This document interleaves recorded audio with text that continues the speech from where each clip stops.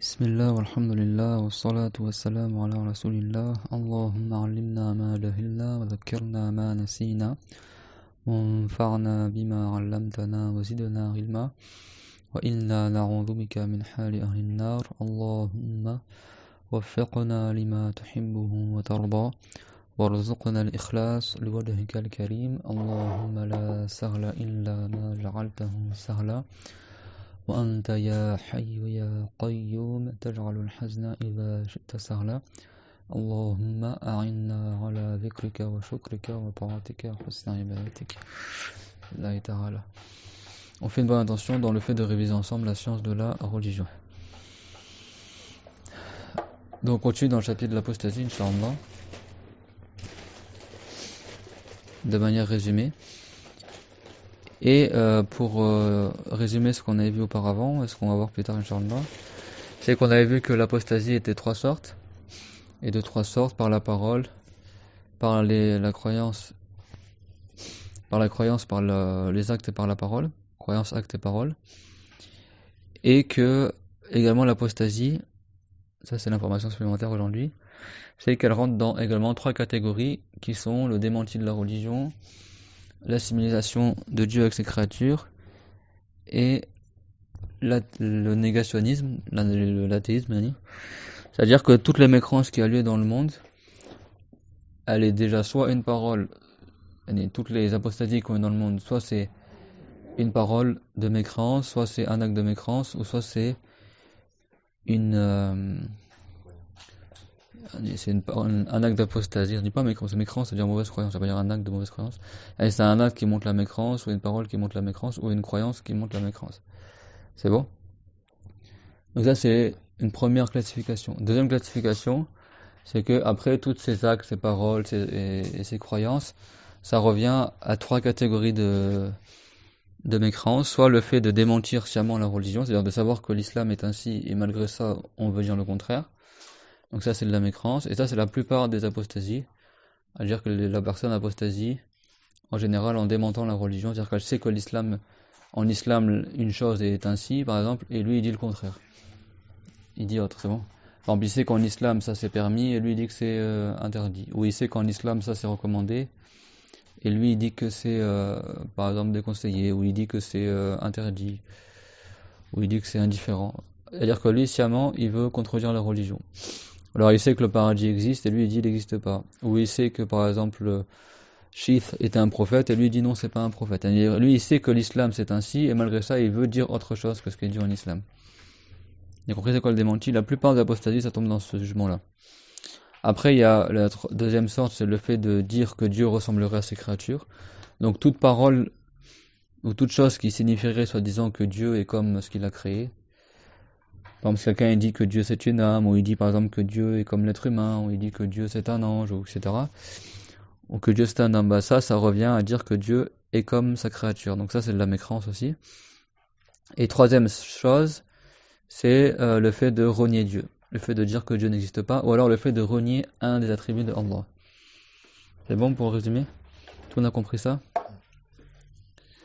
Donc, la mécrance, c'est soit de vouloir dire le contraire de ce qui est dit en islam, volontairement, Annie. On parle pas de quelqu'un que lui, il a pas appris la religion et sans le savoir, il contredit la religion. Ça, il y a des détails dans ça, d'accord?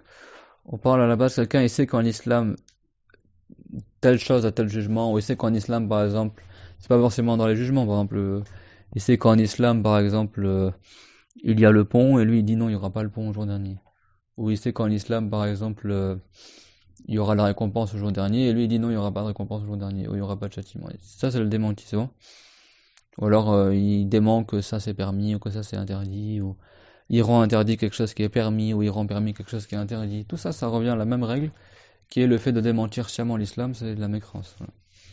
Et quelle que soit la sorte de mécrance, si un musulman il la commet, il n'est plus musulman, et il doit retourner en islam en disant l'attestation de foi, la ilaha illallah Muhammad Rasulullah.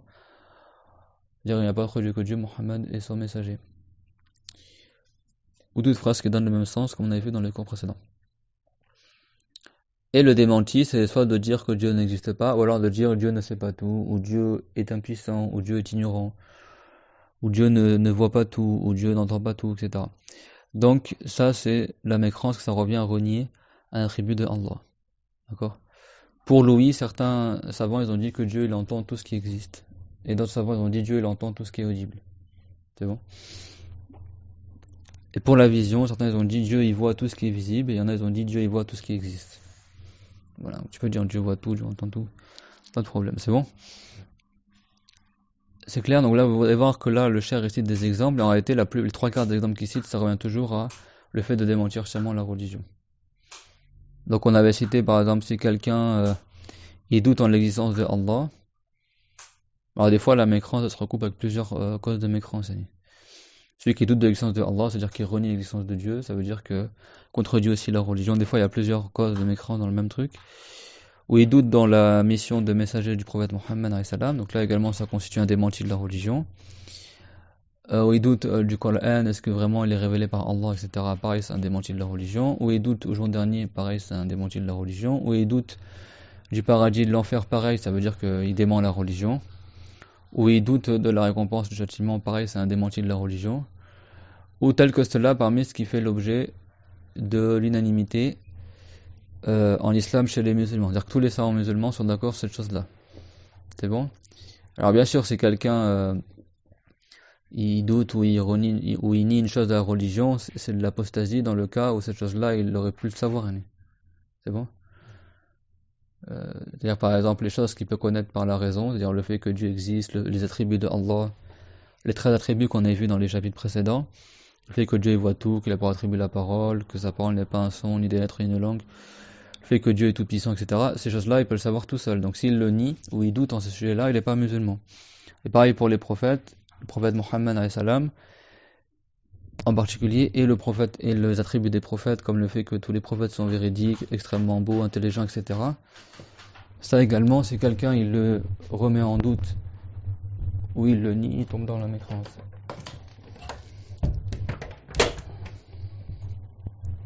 C'est bon pour tout le monde? Donc voilà, donc il y a des choses que tu connais sans avoir besoin d'apprendre, c'est-à-dire les attributs de Allah, attributs des prophètes. C'est ce qu'on a vu dans les deux premiers témoignages dans les cours précédents. Ça, si quelqu'un est doute dans ces sujets-là, ou il le nie, il le renie, bah lui il n'est pas musulman. Même s'il n'a pas appris la religion, parce qu'il aurait dû savoir ce sujet-là, il aurait pu les trouver tout seul, donc il n'a pas d'excuse à les remettre en doute ou à les renier. Et aussi parce que si quelqu'un il remet en doute les attributs de Allah ou les attributs des prophètes qui leur sont obligatoires selon la raison, ça veut dire que la base même de la foi, elle n'a pas eu lieu chez lui. C'est-à-dire que si quelqu'un il croit que Dieu il est ignorant, par exemple, c'est-à-dire que dès le début, il n'a même pas la foi en Dieu. Vous compris? Si quelqu'un il croit que les prophètes sont idiots, c'est-à-dire que dès le début, il n'a pas eu la foi aux prophètes. C'est pas c'est qui un prophète. C'est bon? Et si quelqu'un il ne connaît pas son créateur, il ne peut pas avoir foi en son créateur. Et si quelqu'un ne connaît pas son prophète, il ne peut pas avoir foi en son prophète. D'accord? Et comme on a dit, connaître, ça veut dire savoir qu'est-ce qui est digne de Allah, qu'est-ce qui n'est pas digne de Dieu, qu'est-ce qui est obligatoire concernant Allah, et qu'est-ce qui est impossible concernant Allah. Et pour les prophètes, c'est pareil, connaître les prophètes, dire connaître qu'est-ce qui est digne des prophètes, qu'est-ce qui est indigne des prophètes, qu'est-ce qui est obligatoire concernant les prophètes, selon la raison, et qu'est-ce qui est impossible concernant les prophètes.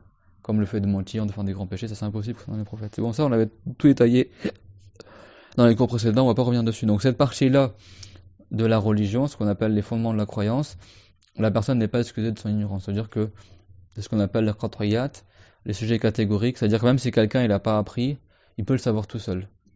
Si quelqu'un est envoyé par Dieu, c'est forcément il est extrêmement intelligent, forcément il est éloquent, forcément il a des attributs qui attirent les gens à l'islam.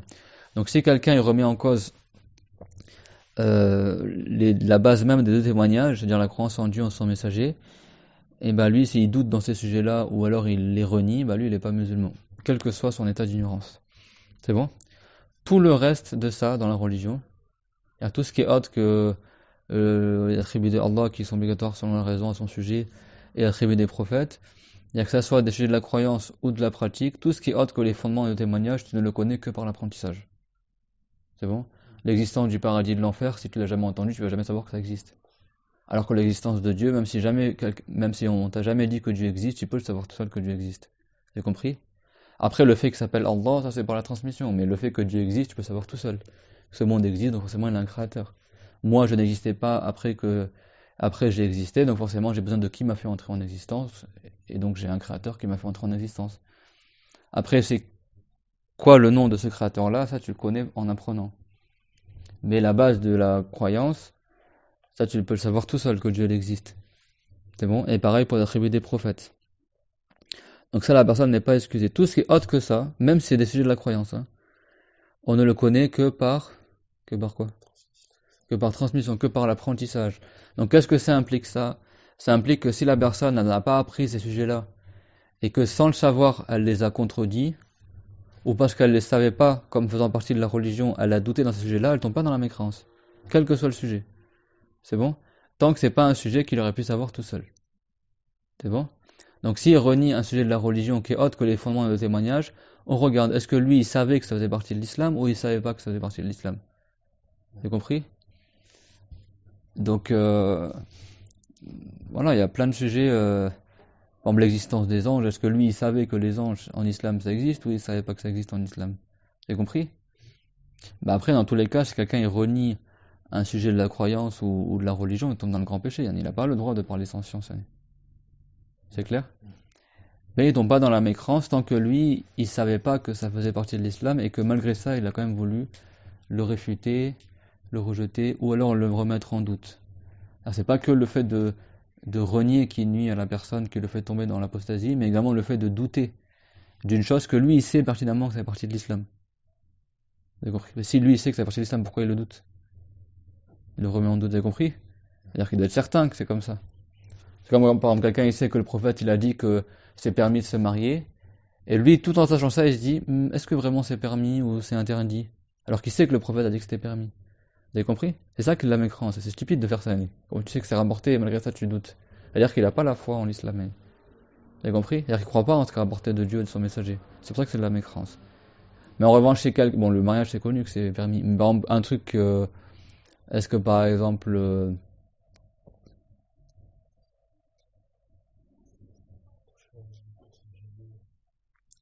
par exemple...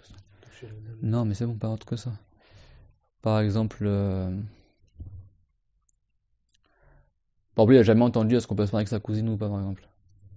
C'est pas si personne ne l'a jamais dit, par exemple. Lui il pensait que la cousine c'est comme la tante, c'est comme voilà, bah lui s'il doute est-ce qu'on peut se marier avec sa cousine ou pas, il va pas tomber dans la mécrance.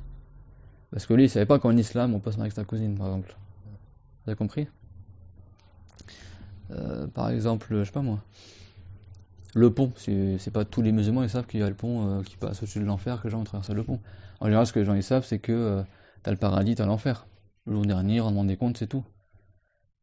Est-ce que les gens ils savent qu'il y aura le pont, qu'il y aura le bassin avant de il y a beaucoup de musulmans qui savent pas que le bassin ça existe, que le khawd avant d'entrer au paradis, les gens vont boire de l'eau qui vient du paradis avant d'entrer au paradis, qui va leur guérir de leurs blessures s'ils ont été châtiés avant et qui va faire qu'ils n'auront plus jamais soif après. Ça, il y a pas beaucoup de musulmans qui le savent. C'est pas connu d'évidence. Bah, si quelqu'un, lui, il a pas su que ça faisait partie de l'islam, et on lui parlait de ça, il a dit mais non, ça n'existe pas et tout, jamais entendu ça, etc. On va pas dire qu'il tombe dans la mécrance, parce que lui, il a pas pour croyance que ça fait partie de l'islam. Et c'est pas quelque chose qu'il pourrait savoir tout seul. Vous avez compris l'exemple? Il y a plein d'exemples qui rentrent dans ça. En revanche, si quelqu'un, lui, sait que le bassin dans le delà ça existe, et malgré ça, il dit je suis pas sûr quand même, bah là, il tombe dans la mécrance. Ou alors il dit non, ça n'existe pas, alors que lui, il sait que c'est rapporté dans la religion, bah il tombe dans la mécrance, c'est bon? C'est-à-dire qu'il n'y a rien de nouveau. La règle, c'est que lui, il veut volontairement contredire l'islam. Celui qui veut contredire l'islam, qui veut réfuter ce qui est rapporté en islam, bah lui, il n'est pas musulman. Le musulman, il est soumis à ce que Dieu l'a révélé. Il ne va pas contredire ce que Dieu l'a révélé. C'est bon? Et il y a une différence entre rejeter un jugement de la religion et entre le fait de ne pas l'appliquer. C'est bon? Si quelqu'un, par exemple, il jeûne pas le Ramadan, il reste musulman. Mais celui qui apostasie, c'est celui qui dit moi je considère que le jeûne de Ramadan c'est pas obligatoire, par exemple. Ben là il est pas musulman. C'est quelqu'un qui jeûne pas Ramadan, mais lui il sait que c'est interdit de pas jeûner Ramadan alors qu'il est concerné par le jeûne. Lui il reste musulman mais il est grand pécheur. Mais si quelqu'un il dit moi je dis que c'est pas obligatoire de jeûner Ramadan, ou alors il dit moi je doute est-ce que c'est obligatoire ou pas, et lui il sait qu'en islam c'est obligatoire, c'est-à-dire qu'il remet en cause la religion. Donc il est plus musulman, c'est bon? Contrairement à si quelqu'un il vient de se convertir, il a jamais entendu parler des jugements de la religion en détail, Et du coup, il sait que les musulmans ils jeûnent, mais il sait pas est-ce qu'ils jeûnent de manière recommandée ou obligatoire. Donc du coup, il doute est-ce qu'on doit jeûner Ramadan ou pas, est-ce que c'est un devoir ou pas. Là, on va pas dire qu'il n'est pas musulman. Parce que lui, il savait pas qu'en islam c'est obligatoire. Vous avez compris? Quel que soit le sujet. Tant que c'est pas un sujet qu'on connaît par la raison. C'est bon pour tout le monde?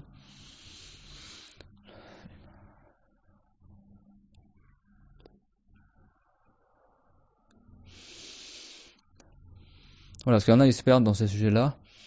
En réalité, il y a pas de, il y a deux cas de figure. C'est soit c'est des choses qu'on peut connaître par la raison, soit c'est des choses qu'on connaît pas par la raison. C'est bon? C'est un truc que tu aurais pu connaître tout seul. La personne, si elle doute dans ce sujet-là, ou alors elle le remet en question, ou alors elle le renie, quoi, eh ben, elle est plus musulmane. Si c'est un sujet que tu ne peux savoir que en apprenant la religion, eh ben, si quelqu'un il doute dans ce sujet-là ou il le renie, mais lui il savait pas que ça fait partie de la religion, il tombe pas dans la mécrance. C'est bon? Même si c'est un sujet qui est connu à la base. Parce que ce qu'on regarde, c'est pas qu'est-ce qui est connu chez les gens de manière générale. Ce qu'on regarde, c'est le cas de la personne elle-même en particulier. Est-ce que pour elle, c'était connu? C'est bon? Là, à l'instant, je vais citer l'exemple de Ramadan. Je vous ai dit, peut-être quelqu'un ne sait pas que c'est obligatoire de jeûner le Ramadan. Pourtant, tu vas me dire, mais c'est connu d'évidence de jeûner le Ramadan, c'est un devoir. Oui, mais il y a des gens, pour eux, c'est pas connu. Donc donc c'est par rapport à son jugement à lui que tu regardes, pas par rapport au jugement de tous les gens. Si tu as 100 personnes qui savent que tu dois jeûner le Ramadan, mais lui il sait pas que tu dois jeûner le Ramadan, bah si les 100 personnes elles disent c'est pas un devoir, eux elles tombent dans la mécrance. Mais lui comme il savait pas que c'est obligatoire de jeûner le Ramadan, il tombe pas dans la mécrance s'il le renie ou s'il doute. C'est bon? Parce que la règle c'est que comme c'est un sujet qu'il ne peut connaître que en apprenant la religion et qu'il pouvait pas le savoir tout seul, mais comme lui il n'a pas appris ce sujet-là comme faisant partie de l'islam, et ben si il le remet en cause sans savoir que ça fait partie de l'islam, et ben il tombe pas dans l'apostasie, mais il tombe dans le péché d'avoir dit une chose qui contredit la religion. C'est bon? C'est-à-dire que pour l'apostasie, ce qu'on regarde c'est toujours le cas de l'apostat lui-même.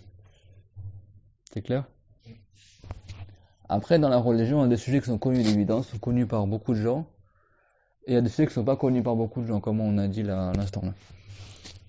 Par exemple, le bassin d'au-delà, c'est pas un sujet dans la croyance, c'est connu par beaucoup de gens. Et par exemple, l'obligation de la prière, c'est un sujet connu d'évidence chez beaucoup de musulmans. C'est bon?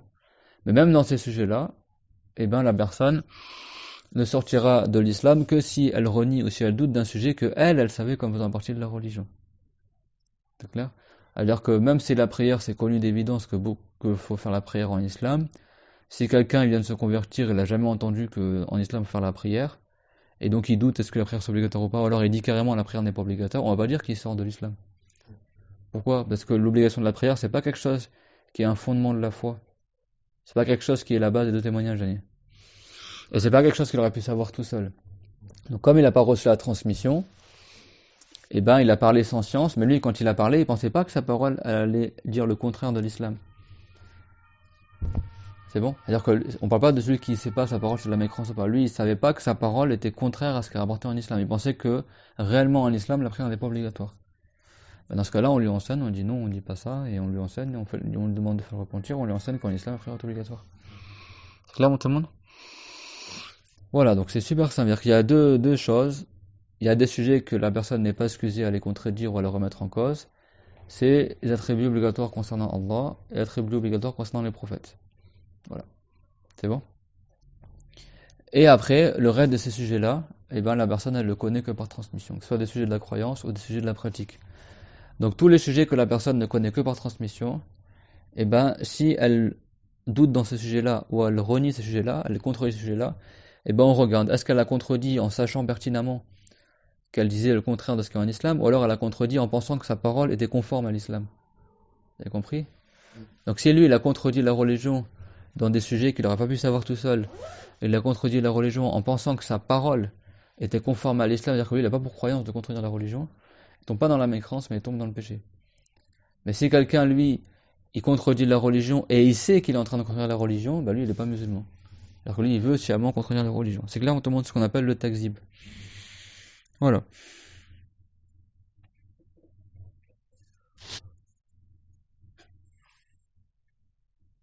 Voilà. Et pour terminer le sujet, Donc on avait vu unanimité, c'est-à-dire que tous les savants mujtahid sont d'accord sur cette chose-là. Donc en islam, dans la communauté à nous, si tous les savants sont d'accord sur une chose comme faisant partie de l'islam, ça veut dire que c'est la vérité. C'est-à-dire que cette chose-là, elle fait partie de l'islam. C'est clair? Donc si quelqu'un, il sait cela et malgré ça, il le remet en doute ou il le renie, bah lui, il n'est pas musulman. Voilà. Et après, ce qui fait objet de l'unanimité, ça veut dire que, donc c'est ça ce qu'on vient de dire. Et ce qui est connu d'évidence, ça veut dire que tout le monde le connaît, que ce soit les gens qui ont appris ou pas appris. C'est bon? Et ça, le statut de connu d'évidence, ça varie en fonction de la personne, en fonction de l'époque et en fonction du lieu. C'est clair? Il ne faut pas faire comme beaucoup, ils n'ont pas compris, hein, ni dans ce chapitre-là. C'est pas tu fais une liste de connus d'évidence et n'importe qui contredit un de ces sujets-là, cette liste-là, il est plus musulman. C'est pas ça que ça veut dire. Ça veut dire tout simplement, est-ce que la personne, quand elle a contredit la religion, elle savait qu'elle contredisait la religion ou pas? Est-ce que elle avait conscience que sa parole dit le contraire de ce qu'il y a en islam, ou est-ce qu'elle pensait que sa parole était conforme à l'islam? C'est ça. C'est-à-dire que toute la question, est-ce que le sujet est connu d'évidence ou pas, ça va rien changer au jugement de la personne. C'est clair? En fait, la notification connu d'évidence ou pas connu d'évidence, c'est juste pour aider la personne qui répond à la question à trouver la réponse. Parce que si la personne elle a contredit quelque chose qui est connu d'évidence, ça veut dire qu'au premier abord, elle est censée savoir cette chose-là, parce que c'est connu de tout le monde. Donc celui qui va répondre à sa question, il aura plus tendance à dire qu'elle a contredit sciemment la religion. Alors que si, mais ça ne veut pas dire pour autant qu'elle aura réellement tombé dans la mécrance. Après, son jugement il dépend de la personne elle-même. Mais on va plus avoir tendance à dire qu'il est tombé dans la mécrance à première vue sans avoir vérifié le cas de la personne. Mais après, on va quand même vérifier est-ce que réellement lui il connaît cette chose-là ou pas. C'est pour aiguiller la réponse en fait, c'est bon ou pas? C'est-à-dire que si t'as un Marocain qui arrive par exemple, ou un Malien il arrive où il te dit la prière c'est pas obligatoire, tu auras tendance à dire qu'il n'est pas musulman cette personne-là. Pourquoi? Parce que de manière apparente il est censé savoir que la prière c'est obligatoire parce qu'il vient du Mali. Mais quand même toi tu vérifies est-ce que vraiment est-ce qu'il est nouveau converti ou pas, est-ce qu'il a appris la religion ou pas. Voilà. Et si c'est un truc qui n'est pas connu d'évidence, aux premières vues, on s'attend que la personne elle le sait pas. C'est clair. Mais ça c'est juste pour aider à trouver c'est juste pour te donner une piste pour la réponse, c'est bon? Ben c'est possible que tu trouves quelqu'un qui a grandi au Mali et qui ne savait pas que la prière c'est obligatoire. Ben lui, il ne sera pas mécréant. Et c'est possible que tu trouves quelqu'un qui a grandi en France et il connaît des choses qui ne sont pas connues chez les musulmans. Donc s'il le renie, ça ne va pas le sauver de la mécréance. Vous avez compris ou pas? C'est-à-dire que le statut de connu d'évidence, pas connu d'évidence, ça change strictement rien du tout au jugement de la personne. C'est-à-dire que la règle est toujours la même. Si lui, il savait que ça faisait partie de l'islam et malgré ça, il l'a remis en question, il est plus musulman. Que le sujet soit connu d'évidence ou pas. C'est bon? C'est-à-dire que même si le sujet est super connu d'évidence, si lui il ne le savait pas ce sujet-là, bah, ça veut dire que pour lui, par rapport à lui, il n'était pas connu d'évidence. Donc son jugement, c'est comme celui qui a contredit une chose qu'il ne savait pas. Vous avez compris? Et si une chose, elle n'est pas connue d'évidence, c'est-à-dire que la plupart des gens, ils ne savent pas que c'est partie de l'islam, mais lui, il le savait. Bah, c'est-à-dire que pour lui, cette chose-là, elle est connue. Donc s'il la renie, bah, il tombe dans la mécréance. Si on parle des choses de la religion. Vous avez compris ou pas? Donc c'est pas comme beaucoup, ils ont compris de travers que... par exemple, parmi ce connu d'évidence, c'est l'existence du paradis, de l'enfer, l'obligation de la prière, l'obligation du jeûne, etc. Eux, certains, qu'est-ce qu'ils ont compris? Bah, si quelqu'un ironie un des éléments de cela, il est mécréant, point final. Non. Ça veut dire quoi, c'est connu d'évidence? Ça veut dire que, de manière générale, c'est fort possible qu'il tombe dans la mécrance, qu'en général, les gens ils connaissent ce sujet-là. Mais si lui, réellement, il connaissait pas ce sujet-là, il tombe pas dans la mécrance, s'il l'a renié ou il l'a remis en doute. Vous avez compris ou pas? Mais quand on dit que c'est connu d'évidence, ça veut dire qu'en général, les gens, ils le savent. Donc si lui, il l'a contredit, c'est qu'il l'a contredit en sachant je montre ces choses-là. C'est clair, tout le monde?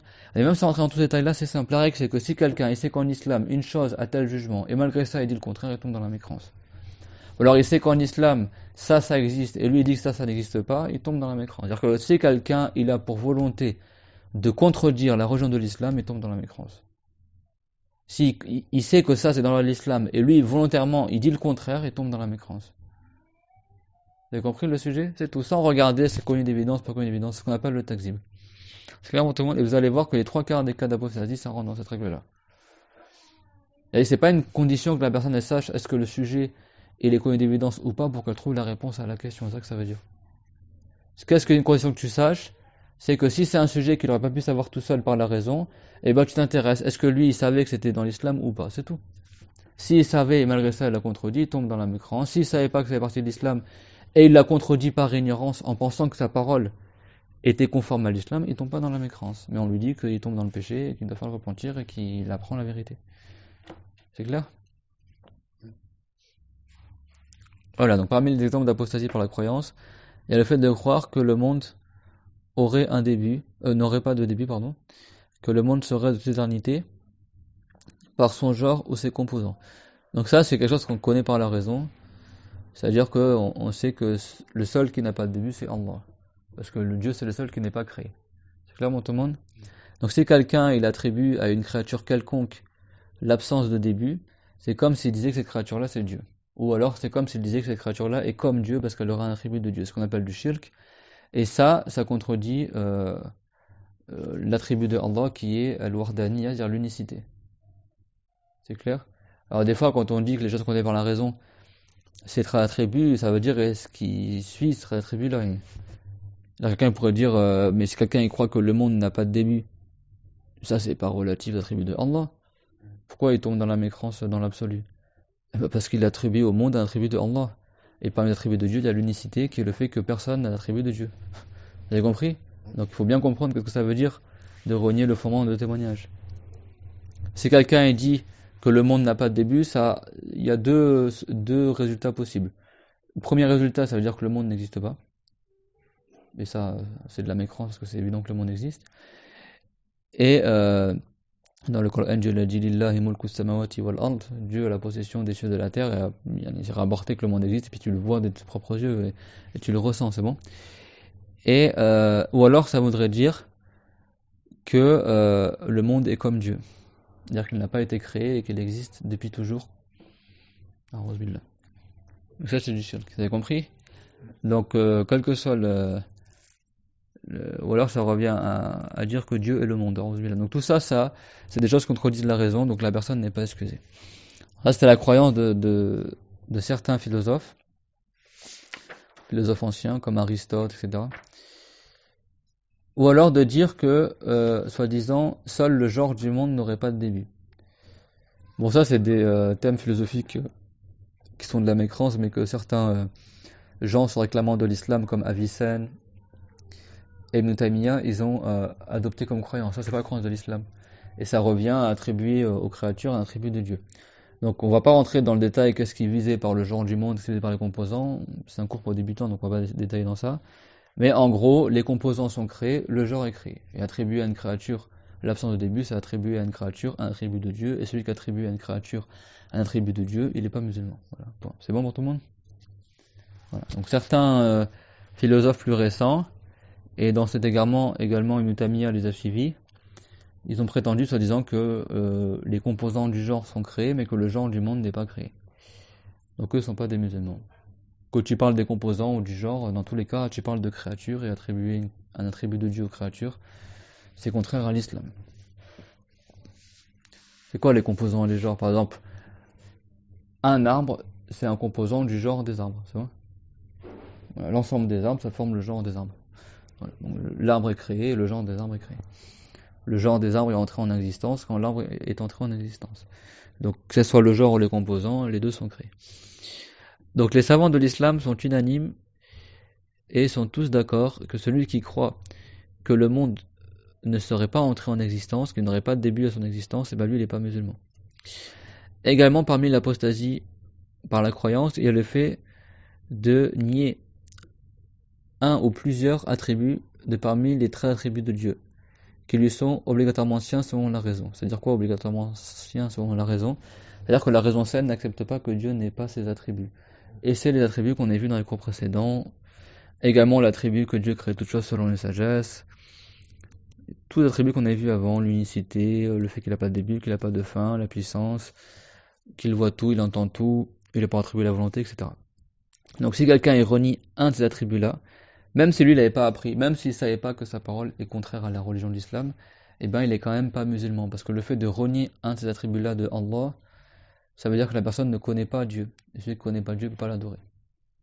C'est bon, comme il a dit le Ghazali, voilà, tasihhu al-ibada illa ba'da ma'rifatil ma'bud. C'est-à-dire que l'adoration n'est valable qu'après avoir connu son créateur.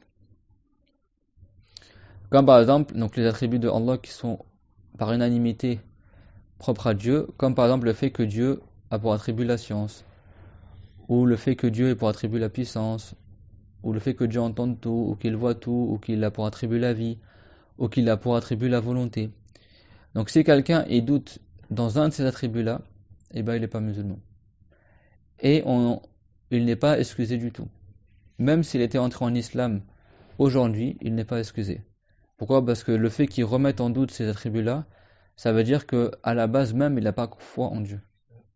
Il n'a pas connu son créateur. C'est-à-dire que la base de son premier témoignage n'est même pas valable. Il n'a même pas eu le minimum de la foi. Donc il n'est pas musulman. Parce que la confirmation des 13 attributs concernant Dieu, eh ben, ils sont indiqués par la raison saine.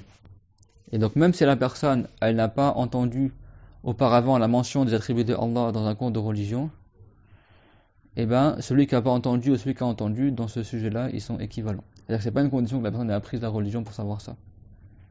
C'est clair? Et on ne regarde pas le nombre des gens ignorants qui contredisent la vérité dans ce sujet-là. Qu'ils soient nombreux ou peu. Qu'ils soient peu ou nombreux.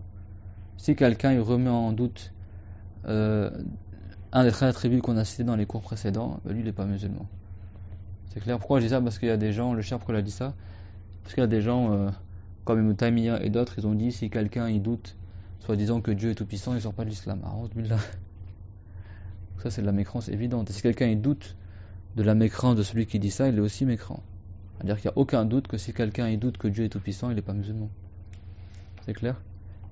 Quand c'est des choses évidentes comme ça, c'est de la mécrance de le dire, et c'est également de la mécrance de douter de la mécrance de celui qui a fait ça.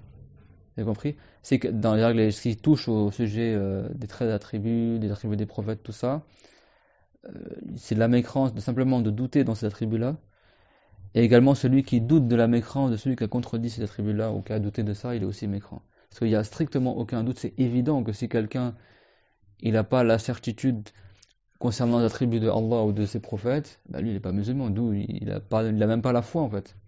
Sa foi elle n'est même pas engagée. Donc c'est pour ça qu'on n'a pas le droit de douter que cette personne-là elle n'est pas musulmane. Elle n'est pas musulmane. C'est bon pour tout le monde? Comme par exemple si quelqu'un il insulte Dieu ou si quelqu'un il marche sur le Coran, quand c'est des mécrances évidentes comme ça, le fait de douter que c'est de la mécrance, c'est de la mécrance. C'est clair parce que celui qui fait ça, c'est évident qu'il n'est pas musulman. C'est bon tout le monde? Voilà, donc c'est pour ça que tous les savants sont unanimes que si quelqu'un il n'a pas foi à l'un des 13 attributs de Allah ou alors il doute dans un des attributs de Dieu, c'est pas il doute au sujet de l'appellation de l'attribut, c'est bon? Il doute au sujet de la réalité de l'attribut. C'est pas bon, il doute est-ce qu'on dit Louis ou c'est ce mot-là ou un autre mot. C'est pas ça qu'on parle. On parle que lui il doute est-ce que vraiment Dieu il entend tout ou pas, c'est ça que ça veut dire. On parle pas de quelqu'un il apprend par cœur la liste des attributs. Il y a plein de musulmans ils sont pas capables de réciter par cœur la liste des attributs de Allah. Mais dans leur cœur ils savent que Dieu a ces attributs-là. Ils savent que Dieu il voit tout, ils savent que Dieu est tout puissant. Ils savent que Dieu, il a pour attribut la parole, ils savent que Dieu, il a pour attribut l'ouïe, c'est bon? Donc c'est ça qu'on parle, c'est que lui, il ne le sait pas, ça. Ou alors il doute dans ces sujets-là, c'est ça qu'on parle. On parle pas de celui qui ne sait pas les noms. Par exemple, en arabe, est-ce qu'on dit al-wujud pour l'existence? On parle pas de ça, on parle pas de si quelqu'un doute, est-ce qu'on dit al-wujud ou al-wubud? Il ne sait pas le terme en arabe, c'est pas ça qu'on parle. C'est bon, exprès, pour pas que les gens comprennent de travers. On parle de la notion même qui est exprimée par la tribu. S'il doute dans cette signification-là, il n'est pas musulman. Ou s'il le nie, à plus forte raison, il n'est pas musulman. Également, le fait d'attribuer à Allah une chose dont Dieu est absolument exempt. C'est-à-dire que c'est impossible que Dieu ait cette chose-là. Par unanimité des savants, comme par exemple le corps. Si quelqu'un attribue le corps à Dieu, il n'est pas musulman. Le corps, c'est tout ce qui a une longueur, une largeur, une profondeur. Donc, si la personne elle croit que Dieu, il est un corps, c'est-à-dire un volume, qui aurait une longueur, une largeur, une profondeur, lui il n'est pas musulman. Pourquoi? Parce qu'il n'a pas connu son créateur, il n'a pas connu Dieu. Et certaines personnes ignorantes, ils ont contredit dans cette question-là. Et leur parole, elle est rejetée. La parole qui est juste, c'est de dire que celui qui dit que Dieu est un corps, il n'a pas connu Dieu. Et ça, tous les savants, les grands savants du Salaf et les savants jusqu'à aujourd'hui, ils disent ça. Comme a dit Shafi'i, Ahmed et autres que.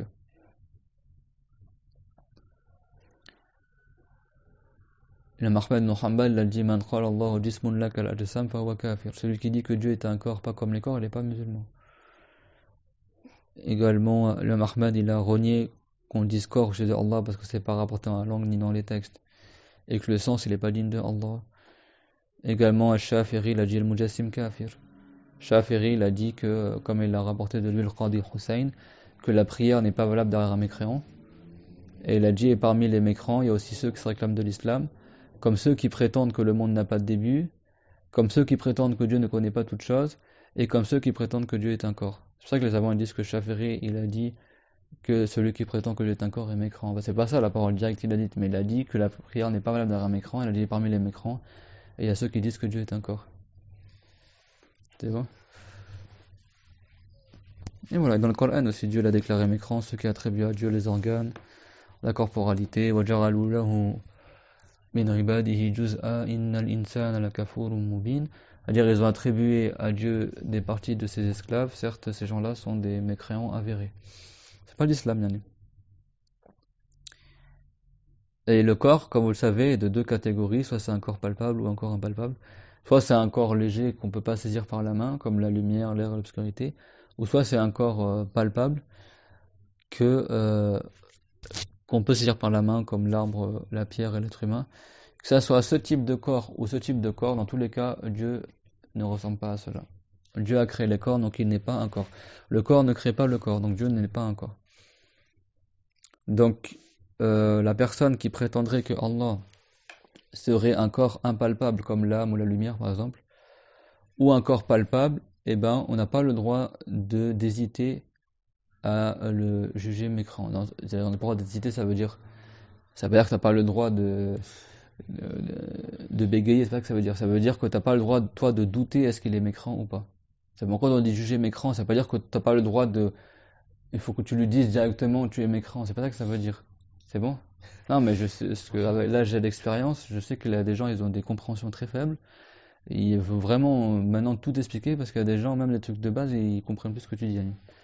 Quand on dit que t'as pas le droit de t'arrêter à l'éclairer mécréant, ça veut dire que t'as pas le droit de dire ah moi je dis pas qu'il est musulman et je dis pas qu'il est pas musulman. C'est-à-dire qu'en gros t'as pas d'opinion sur le sujet quoi. Ça c'est de la mécréance pour des trucs aussi évidents que ça. Si quelqu'un il se refuse à se prononcer dans le sens que lui il sait pas est-ce qu'il doit le considérer musulman ou pas, bah lui il est pas musulman. Parce que c'est évident que si quelqu'un il remet en doute les attributs de Allah, il est pas musulman. T'as pas le droit de douter en ça. T'as pas le droit non plus de dire moi je dis ni ça ni ça. Non, il faut que tu sois ferme que lui il n'est pas musulman. Après, est-ce que tu vas le dire ou pas, ça c'est une autre question, c'est bon.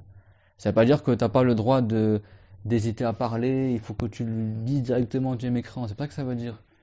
Ça veut dire que la personne, dans son cœur, il faut qu'elle ait la certitude que cette personne-là n'est pas musulmane. Parce que c'est évident que si quelqu'un il connaît pas son créateur, comment il va dire qu'il croit en Dieu alors qu'il connaît pas Dieu? C'est clair, moi tous les musulmans ils sont catholiques que c'est mécréant. C'est bon. Si quelqu'un vient te voir, il va te dire Dieu ne me voit pas, et tu vas dire oh là, c'est quoi ce mécréant? Tu vas pas avoir de doute qu'il n'est pas musulman cette personne-là. C'est bon.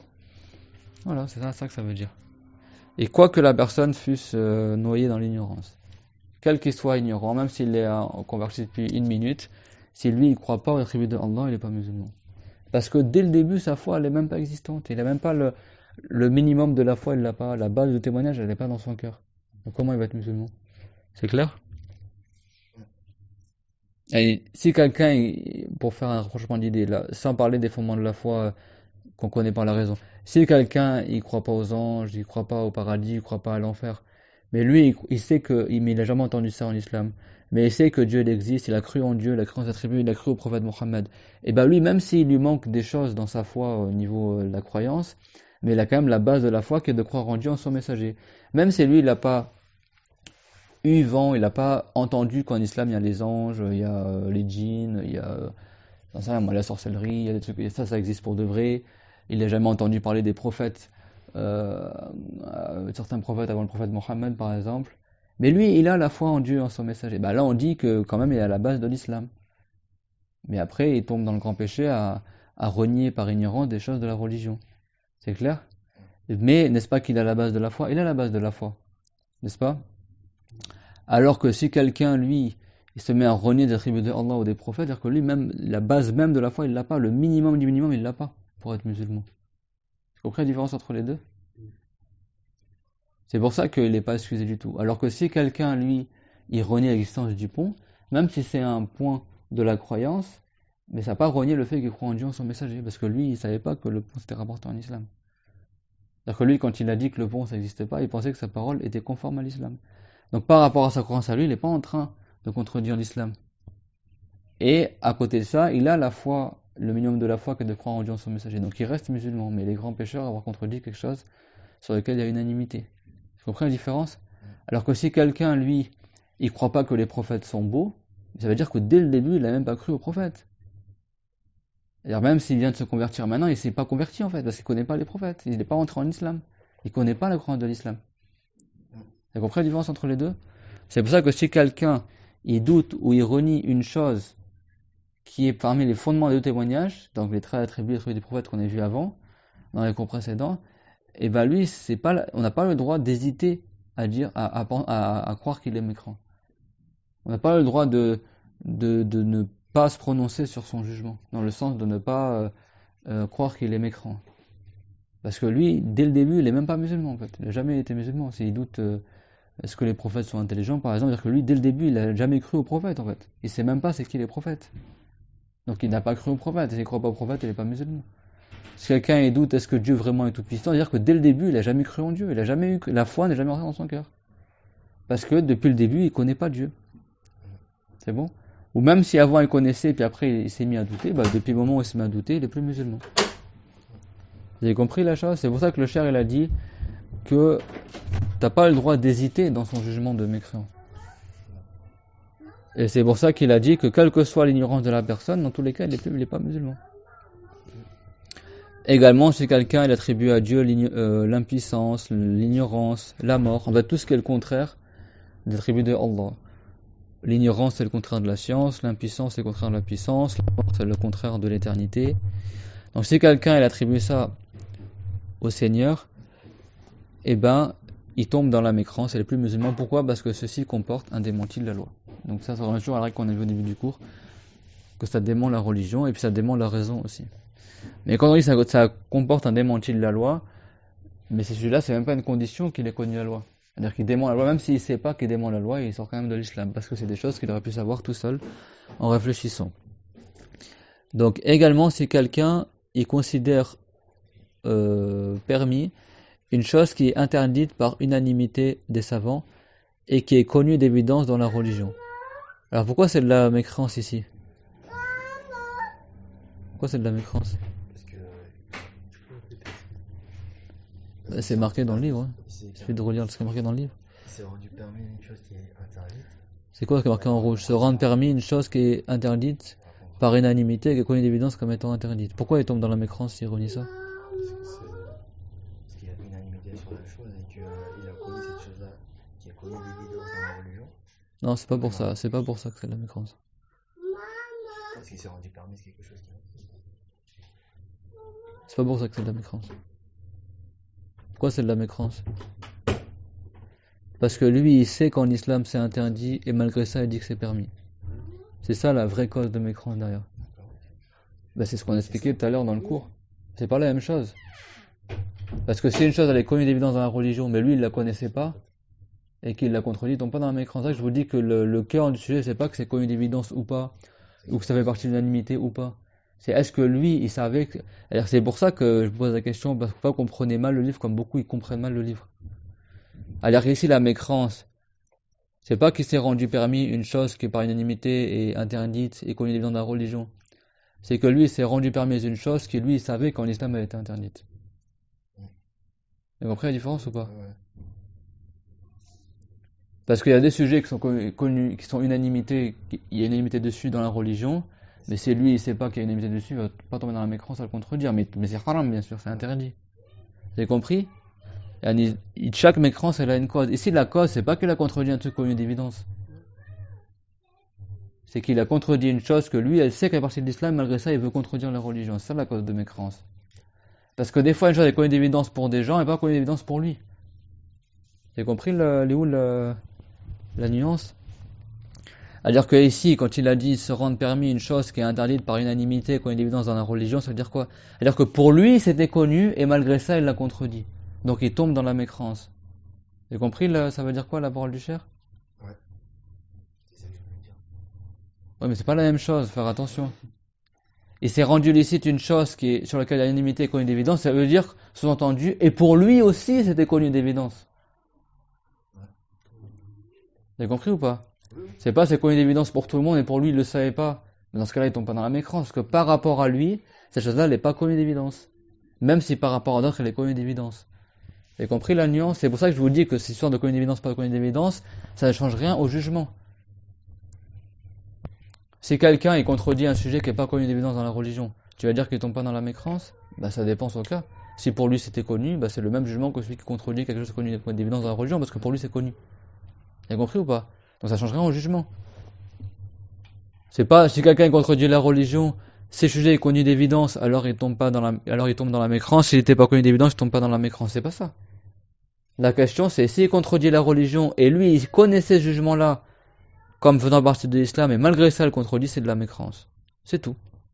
Parce qu'il tombe dans le démenti, parce qu'il veut démentir la religion. Faut vraiment faire attention à ce sujet-là. Parce que sinon tu vas pas comprendre. C'est quoi la cause de mécrance ici? C'est quoi la cause de mécrance dans ce sujet-là? C'est qu'il sait que c'est comme ça en islam. Voilà, c'est ce qu'on appelle le... Démenti. C'est la cause de mécrance, c'est qu'il a démenti la religion. C'est que lui, il savait qu'il dément la religion, et malgré ça, il dément la religion. Vous avez compris ou pas? Et qu'il lui veut dire le contraire de l'islam. Vous avez compris la chose? Ça, c'est très important de le comprendre. C'est-à-dire que c'est pas en rapport avec est-ce que c'est connu d'évidence ou pas. Savoir ce qui est connu d'évidence ou pas, ça t'aide à trouver la réponse si jamais il te pose la question. Tu dis, bah c'est connu d'évidence, peut-être que lui, il le sait en général. C'est bon, mais au final, il faudra quand même que tu vérifies est-ce que vraiment il le savait ou pas. C'est bon pour tout le monde? Voilà.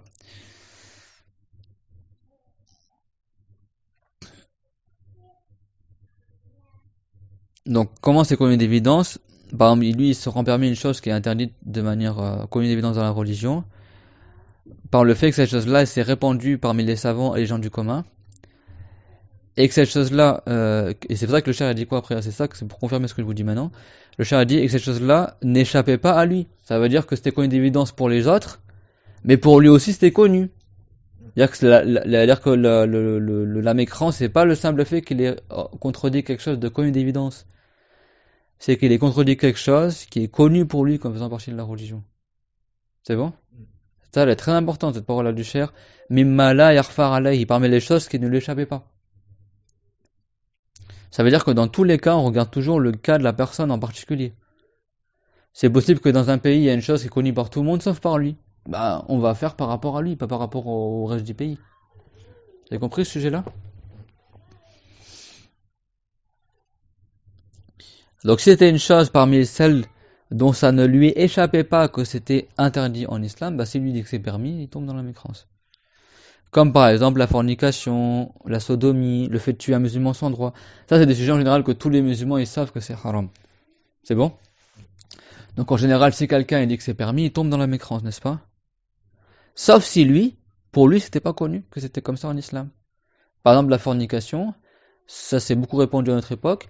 C'est possible que tu trouves quelqu'un qui s'est converti à l'islam, il sait pas que coucher avec ta petite copine avec qui t'es pas marié, que c'est haram.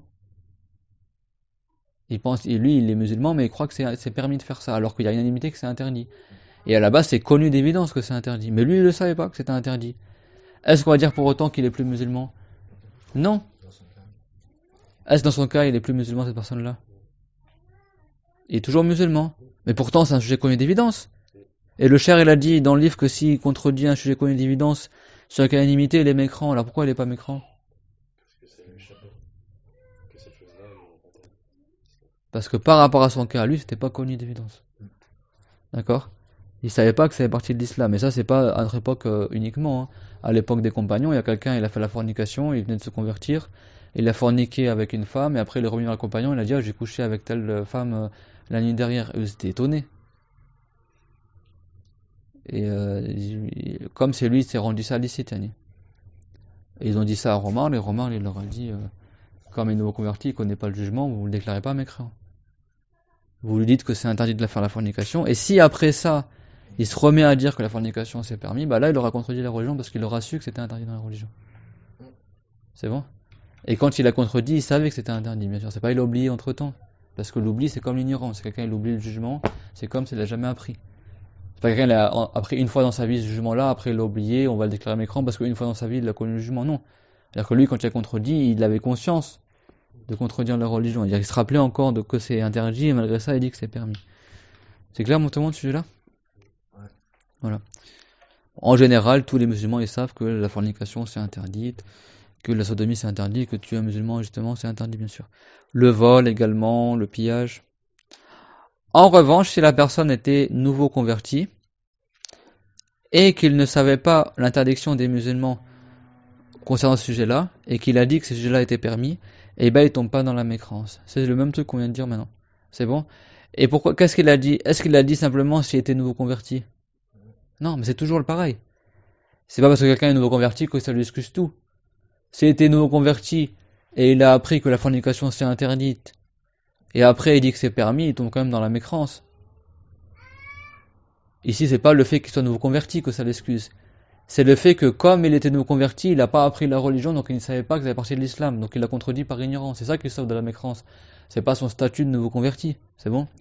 Si quelqu'un lui dit l'alcool c'est haram, il a su qu'en islam l'alcool c'est haram, et il est nouveau converti, lui va te dire non, pour moi c'est permis. Ben on va dire qu'il est mécrant. Tu vas pas dire ah bah non, il est nouveau converti donc il est excusé. Ben non, parce que lui, c'est pas le statut de nouveau converti qui excuse la personne. C'est le fait que comme il est nouveau converti, on suppose qu'il connaissait pas ce jugement-là. Donc il a contredit par ignorance. J'ai compris? C'est vrai que si quelqu'un il a pas bien appris, il risque de croire n'importe quoi. Hein. Moi j'ai déjà entendu des gens, eux ils croient que par exemple, en fonction de là où tu as grandi, est-ce que tu habites près des savants ou pas, est-ce que tu habites près de la tombe des savants ou machin, selon ta situation géographique dans le monde, t'es excusé ou t'es pas excusé, ça n'a rien à voir. C'est quoi la règle? C'est est-ce que lui il savait qu'en islam ça sert à avorter ou est-ce qu'il le savait pas? C'est ça la règle. S'il savait qu'en islam c'est comme ça, et malgré ça volontairement dit le contraire, c'est de la mécrance, point final. Qu'il soit converti ou pas, qu'il ait commis d'évidence ou pas, quel que soit le sujet, qu'il y ait unanimité ou pas, ça change rien du tout au jugement. C'est clair, moi, tout le monde? Et pourquoi alors on parle de nouveau converti alors? C'est un exemple. Mais pourquoi on cite cet exemple-là? Parce qu'en général, les nouveaux convertis, ils savent pas, Très bien, parce qu'en général, le nouveau converti, il n'a pas beaucoup appris la religion. Donc s'il est nouveau converti, on suppose que peut-être lui, il n'avait pas entendu ce jugement-là. Donc s'il a contredit ce jugement-là, on considère que peut-être qu'il l'a contredit par ignorance, parce qu'il est nouveau converti, il n'a pas appris la religion. Vous avez compris? C'est-à-dire que c'est toujours pareil. Pourquoi, à quoi ça te sert de savoir qu'il est nouveau converti? C'est juste pour t'aider à trouver la réponse, c'est tout. Pour t'aiguiller à trouver la réponse. Parce qu'en général, c'est qu'un nouveau converti, il te sort un truc qui contredit la religion, tu vas pas te précipiter à déclarer mécran parce que tu sais qu'il est nouveau converti. Peut-être que lui, il n'a pas entendu. Alors que si quelqu'un, il est né musulman, et il contredit la religion devant toi, sur un truc qu'on connaît que par apprentissage, tu auras plus tendance à voir le déclarer mécran qu'un nouveau converti, parce que dire lui, il a grandi chez les musulmans, forcément il sait ça. Vous avez compris? Mais dans tous les cas, il faut que tu vérifies auprès de la personne est-ce qu'elle le savait ou pas. C'est bon? Alors tu vérifies, tu vas pas lui poser la question. Mais tu lui expliques, tu dis ça, attention, en islam c'est comme ça. Et lui va dire, ah moi je savais pas que c'était comme ça en islam. Tu lui enseignes. C'est bon?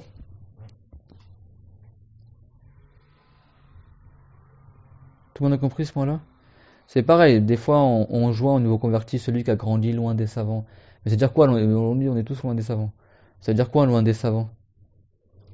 Ici le mot savant c'est apprendre au sens propre du terme. À dire loin des gens qui savent la loi de l'islam, c'est ça que ça veut dire.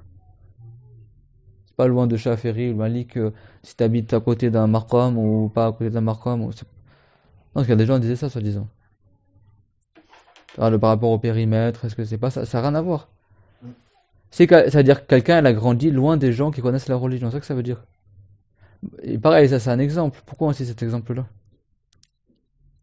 parce qu'en général, quand il est près des parents, Parce qu'en général, s'il a grandi loin des gens de science, eh ben c'est fort possible que lui, il connaissait pas le jugement qu'il a contredit. C'est clair? Mais si lui, il connaissait le jugement qu'il a contredit, il connaissait qu'en islam c'est comme ça, et malgré ça, il a dit le contraire. Ça va pas le sauver de la mécrance, le fait qu'il habitait loin des savants. Vous avez compris? C'est-à-dire que ça, c'est des éléments pour t'aider à trouver la réponse, mais ça va pas déterminer le jugement de la personne.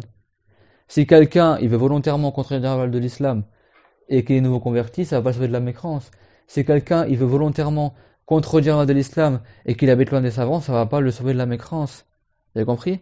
C'est-à-dire que la base de l'excuse ou la base de la mécrance, c'est pas est-ce que le sujet était connu d'évidence ou pas, est-ce que la personne était nouvelle convertie ou pas, est-ce que la personne habituellement des savants ou pas, tout ça, ça n'a rien à voir avec le jugement de la personne.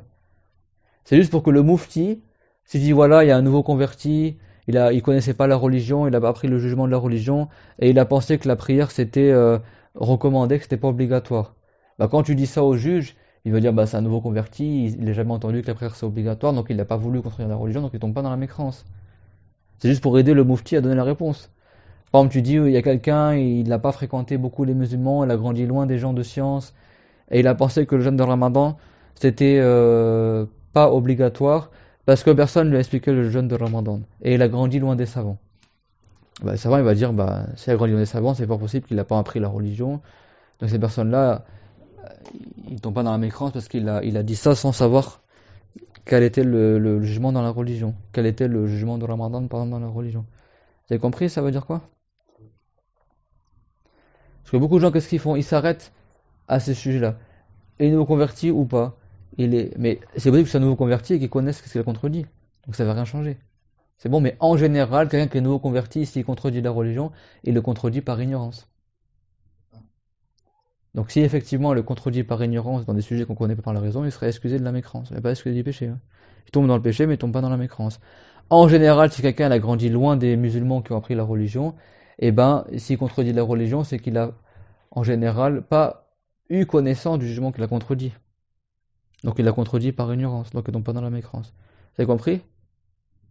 Mais ça change rien au jugement de la personne. Si quelqu'un il a grandi loin des savants et il sait que Ramadan c'est obligatoire et il dit que le Ramadan c'est pas obligatoire, le jeûne de Ramadan, on va pas dire ah bah il est pas mécrant parce qu'il a grandi loin des savants. Non, il est mécrant parce qu'il connaissait la religion et il l'a contredit. Dans ce sujet-là, il n'était pas comme un nouveau converti. Dans ce sujet-là, il connaissait ce qu'il disait. Dans ce sujet-là, c'est comme s'il était à côté des savants. Vous avez compris la chose? Donc faut pas se faire avoir par le cher quand il cite ça, c'est pas pour donner des éléments de réponse. C'est juste pour dire qu'en général, quelqu'un qui a grandi loin des savants, c'est fort possible qu'il contredise la religion par ignorance. En général, quelqu'un qui est nouveau converti, c'est fort possible qu'il contredise la religion par ignorance. Ça veut dire ne vous précipitez pas à déclarer mécrant quelqu'un s'il est nouveau converti. Car il y a de fortes chances qu'il les contredise sans savoir qu'il contredisait. Ne vous précipitez pas à déclarer mécréant quelqu'un dont tu sais qu'il a grandi loin des savants. Parce qu'en général, c'est fort possible qu'il les contredise sans savoir contredire la religion. Ne vous précipitez pas à déclarer mécréant quelqu'un pour une chose qu'il a contredite qui n'était pas connue d'évidence dans la religion. Parce qu'en général, une chose qui n'est pas connue d'évidence dans la religion, c'est fort possible qu'il ne la connaissait pas. Donc c'est fort possible qu'il est contredit par ignorance. C'est ça que ça veut dire. Ça veut dire ne te précipite pas. Ben, ça ne veut pas dire dans tous les cas l'excuser de la mécrance. Non, ça veut dire que toi, si tu veux chercher la réponse à la question, ne te précipite pas à déclarer mécrant et cherche à savoir est-ce que vraiment il connaissait ce jugement-là ou pas. C'est ça que ça veut dire. Parce que la règle qui régit tout ça, au fond, c'est quoi? C'est simplement que si quelqu'un il savait qu'en islam, une chose est ainsi, et malgré ça il dit le contraire, il tombe dans la mécrance. Bon. C'est tout. Donc comment tu sais que la personne elle sait que c'était comme ça ou pas? Ben, tu regardes le cas de la personne. Si tu sais qu'il est nouveau converti, ça veut dire qu'il a de grandes chances qu'il ne le savait pas. Si tu sais qu'il a grandi loin des savants, tu as de grandes chances qu'il ne le savait pas. Si tu sais que c'est un sujet que peu de musulmans connaissent, tu as de grandes chances qu'il ne le savait pas. Cette chose-là. Donc c'est pour ça qu'en général, on aura plus tendance à vouloir l'excuser pour la mécrance. Mais c'est pas pour autant qu'on va dire qu'elle n'est pas tombée dans la mécrance. Il faudra quand même après à la fin tu vérifies au final est-ce que vraiment elle le savait ou pas. C'est clair? Donc ça veut dire quoi? Ça veut dire que connu d'évidence, ça varie en fonction de la personne, ça varie en fonction de la région, en fonction du lieu. À l'époque des compagnons, c'était pas connu d'évidence que la zakat est obligatoire après la mort du prophète. Bah, y a des gens, ils ont dit que la zakat n'est plus obligatoire, ils n'ont pas déclaré mécrant. Aujourd'hui, c'était connu d'évidence que la zakat est obligatoire si tu es concerné par la zakat. Voilà, donc ça varie d'une époque à une autre, ça varie en fonction de la personne. Donc dans tous les cas, si tu veux juger la personne, il faut toujours que tu t'intéresses au cas particulier de cette personne-là. C'est clair? Parce que même aujourd'hui, dans les pays musulmans, même dans des régions où il y a des savants, même dans des régions où il y a des choses qui sont connues d'évidence, eh ben il y a des gens pour qui c'est pas connu d'évidence. Il y a des gens pour qui ils ne savaient pas que ça faisait partie de l'islam, même s'ils vivent au milieu des musulmans. Donc tu vas pas le déclarer mécrant s'il a contredit une chose que lui il savait pas que ça faisait partie de l'islam. S'il l'a fait par ignorance et que c'était une chose qu'il n'aurait pas pu savoir tout seul. Par la raison. T'as compris maintenant le sujet? J'ai des questions sur ce sujet-là ou pas? C'est clair?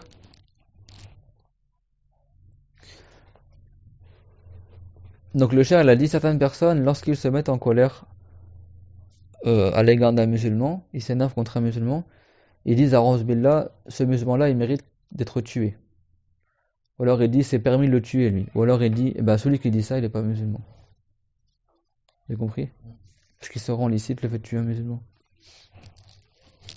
Et pourquoi il tombe dans la mécrance? Parce qu'il sait très bien qu'en islam, il a le droit de le tuer. Il sait très bien qu'en islam, il ne mérite pas d'être tué. N'est-ce pas? Si quelqu'un est insulte, il mérite d'être tué? Non. En islam, il n'y a pas une peine pénale pour celui qui insulte un musulman. Ben, si quelqu'un dit, oh, lui, il mériterait que je le tue, eh ben, il tombe dans la mécrance. Faire attention à ça, parce qu'il y a des gens, ils disent des trucs comme ça. Comment ça, il mérite c'est-à-dire qu'en islam, soi-disant, cette personne-là, il mérite la peine de mort. Et lui, il sait qu'en islam, il mérite pas la peine de mort. Donc pourquoi il dit ça? Ben, il tombe dans la mécrance. C'est-à-dire que sciemment, il contredit la religion. Vous avez compris le sujet?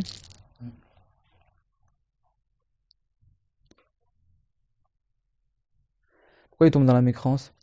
Parce qu'il s'est rendu licite une chose dont son caractère interdit est connu d'évidence dans la religion. Tous les musulmans, ils savent que quelqu'un qui... Voilà, que il ne mérite pas d'être tué pour un truc, il t'a énervé, donc il va être tué. Vous avez compris ou pas? C'est-à-dire, on considère que celui qui a dit ça, il savait qu'en islam, il ne mérite pas d'être tué. C'est ça que ça veut dire. C'est bon? Ou certains, soi-disant, pour rigoler, qu'est-ce qu'ils disent? Ils disent, toi, t'as le droit de boire de l'alcool, soi-disant. Ou ils disent, toi, t'as le droit de faire du gain juraire. Et ils disent ça pour rigoler, soi-disant. Bah, lui, il tombe dans la mécrance. Pourquoi? Parce que quand il a dit ça, il savait très bien qu'il n'a pas le droit en islam. Enfin, imaginons quelqu'un, il a un ami français converti, par exemple. J'invente, hein. Et par exemple, et puis il a des amis qui sont arabes, par exemple. Et puis imaginons qu'ils sont à la cantine, par exemple, il y a du porc qui est servi à manger et il y a un menu sans porc. Et imaginons ses amis d'origine musulmane, ils prennent le menu sans porc. Et puis un de, qu'est-ce qu'ils disent? Il dit, ah, toi, t'es français, c'est bon, tu peux manger du porc. Ça m'a pour rigoler, par exemple. Bah, il tombe dans la mécrance. Parce que il s'est rendu licite une chose que lui, il sait pertinemment que c'est interdit en islam. C'est-à-dire que lui, il sait que le porc, c'est interdit en islam. Donc quand il dit aux Français, tu peux manger le porc, c'est comme s'il rendait autorisé une chose que lui-même, il sait que c'est interdit en islam. Vous avez compris? J'invente, mais c'est un exemple qui pourrait se passer, par exemple. Donc faire attention à la langue. En revanche, si la personne ne savait pas que ce sujet-là il était interdit en islam, mais lui il pensait par ignorance que ce sujet-là il est permis en islam, donc il a dit c'est permis de faire ça. Mais là il tombe pas dans la mécrance. Parce qu'il pouvait pas le savoir tout seul que c'est interdit ces choses-là.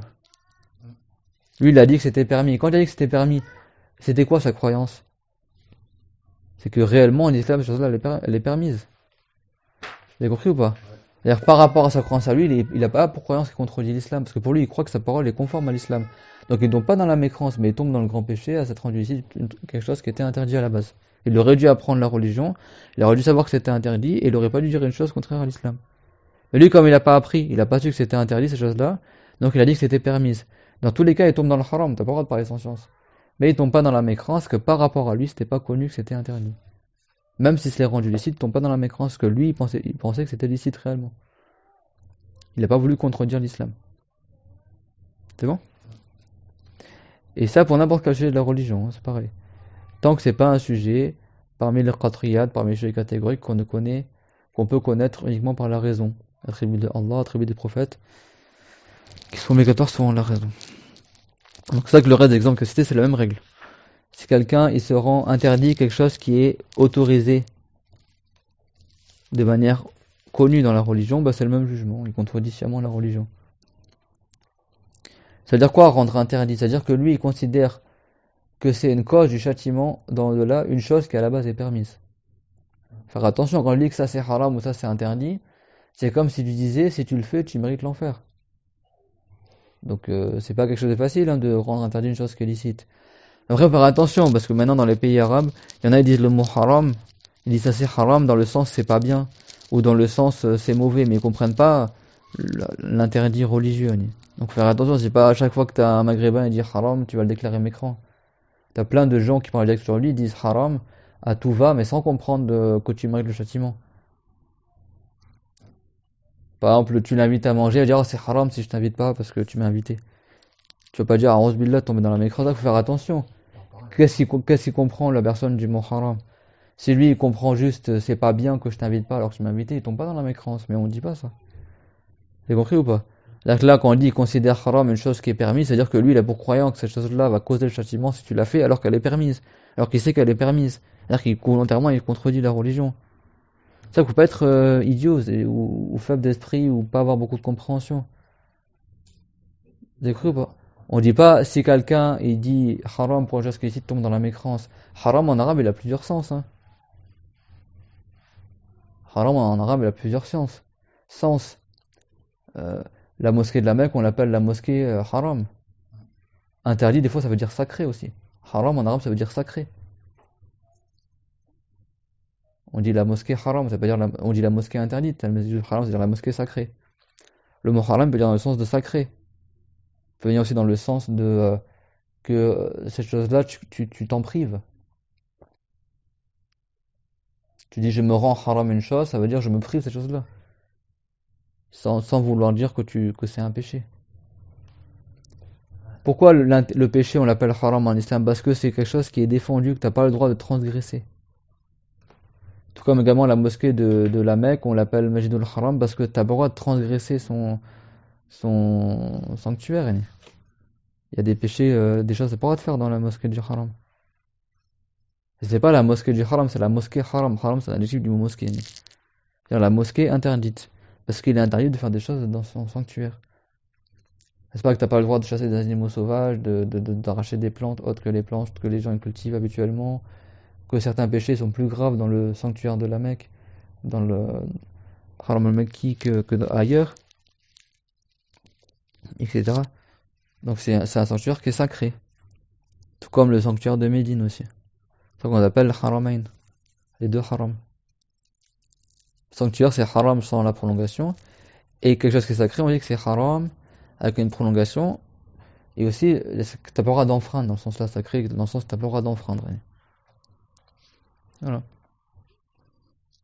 Et les péchés, comme t'as pas le droit d'enfreindre cette limite là, on l'appelle ça haram aussi. Mais c'est pas chaque fois que haram ça veut dire forcément péché. Mais là on parle que lui, on parle au sens religieux du terme qui est que si quelqu'un le fait, il mérite châtiment en enfer. Bah, si quelqu'un il prétend qu'en faisant une chose permise tu vas en enfer, il contredit la religion.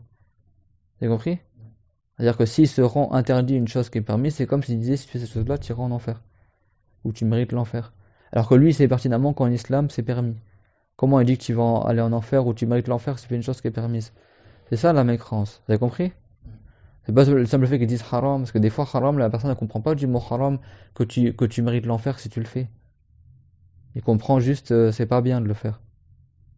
Ya ayyuhan nabiyyu lima tuharrim ma ahallallahu laka. Dans le Coran, Dieu a dit ô prophète, pourquoi tu te considères haram quelque chose que Dieu t'a rendu licite? Ça veut dire quoi ici? Pourquoi tu te prives d'une chose que Dieu t'a rendu licite? Ça veut pas dire que le prophète il rendait interdit des choses qui sont permises. Vous avez compris? C'est pas à chaque fois que le mot haram ou harrama ça veut dire le péché. Parce qu'il y a des gens, ils déclarent mécrants des membres de leur famille parce qu'ils ont dit haram pour un truc qui est permis. Oui, mais il comprend quoi le membre de ta famille quand il dit haram? T'as plein de maghrébins ou autres, quand ils disent haram en arabe, ils comprennent pas que t'as fait un péché. Ils comprennent que c'est pas bien. Ben dans ce cas-là, ils tombent pas dans la mécrance à dire haram pour un truc qui est autorisé. Mais après, voilà, si le sens il est mauvais en arabe, on dit pas haram comme ça. Faire attention, parce que ceux qui ont mal appris le chapitre de l'apostasie, ils se précipitent à déclarer mécrant des gens qui n'ont même pas fait de mécrance. Certes, ils ont peut-être fait des péchés, mais ils n'ont pas fait de mécrance de par leurs paroles. Donc faire attention à ça. Le cher, ce qu'il dit, c'est pas si quelqu'un il dit haram pour un truc qui est permis. C'est si quelqu'un il considère interdit une chose qui est autorisée. C'est ça que ça veut dire. Alors il considère que tu mérites l'enfer ou le châtiment si tu fais cette chose-là, alors que lui il sait qu'elle est autorisée en islam. Donc il contredit la religion. Vous avez compris? C'est pour ça que le cher il a dit Ay jarala mujiban lil ghadab fil akhirah shay'an wa halalun 'inda al-muslimin. C'est-à-dire qu'il a considéré que cette chose-là c'est une cause de châtiment dans l'au-delà alors qu'elle est licite chez les musulmans. Et lui il sait qu'elle est licite chez les musulmans. C'est ça la mécrance. Vous avez compris? C'est pas lui il dit haram et il comprend du mot haram un truc qui n'a rien à voir. Vous avez compris? C'est que lui, il a pour croyance que si tu fais cette chose, ou alors, même s'il a pas pour croyance, hein, il dit que si tu fais cette chose-là, et bah tu mérites le châtiment, alors que c'est une chose qui est permise en islam. Et lui, il sait que c'est permis. Bah là, il contredit la religion. C'est clair? Bah il y a rien de nouveau, c'est le fait que lui, il sait qu'en islam, c'est ainsi, et malgré ça, il dit le contraire. Et c'était une chose qui est connue d'évidence dans la religion, et après, il a dit quoi? Il a dit quoi dans votre livre? C'était connu d'évidence dans la religion, Échappant pas à la personne concernée. et n'échappant pas à la personne concernée. Ça veut dire quoi? C'est-à-dire que pour lui aussi, c'était connu. C'est pas une chose qui est connue d'évidence pour les autres, mais pour lui, c'était pas connu. Vous avez compris la restriction? C'est-à-dire si pour lui c'est pas connu, bah ça veut dire que pour lui, dans son cas, lui c'est pas connu d'évidence parce qu'il le connaît pas. C'est bon? C'est-à-dire que pour lui aussi c'était connu. Et malgré ça que c'était connu, il a dit le contraire. Comme par exemple la vente et le mariage. Si quelqu'un dit la vente c'est haram ou le mariage c'est haram, dans le sens que t'as pas le droit de vendre, t'as pas le droit de te marier, bah lui il est pas musulman. Faire attention, hein. Il y en a qui disent ça, hein.